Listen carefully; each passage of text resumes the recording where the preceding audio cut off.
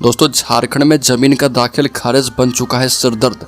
System के जाल में उलझे किसान बता रहे कि झारखंड में जमीन के म्यूटेशन को लेकर किसानों और जमीन मालिकों की परेशानी लगातार बढ़ती जा रही है।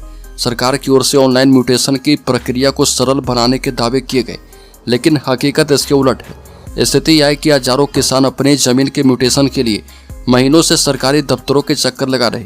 राज्य सरकार ने जमीन खरीदने के बाद म्यूटेशन करने के लिए सुओ मोटो म्यूटेशन सिस्टम शुरू किया था और इस सिस्टम के तहत जमीन की रजिस्ट्री होते ही म्यूटेशन की प्रक्रिया स्वतः शुरू हो जानी थी, लेकिन यह सिस्टम फेल होता दिख रहा।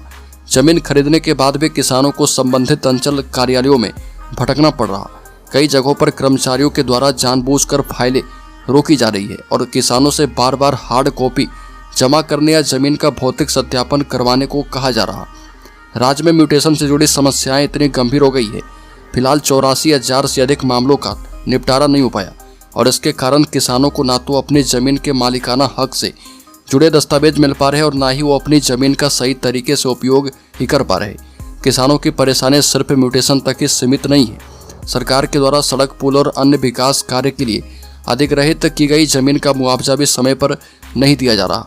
कई किसानों को बहुत कम मुआवजा दिया गया है, जबकि कुछ मामलों में भुगतान लटका हुआ है और इसके कारण कई किसान सरकारी दफ्तरों के चक्कर लगा रहे और कानूनी कार्रवाई की नौबत भी आ चुकी है।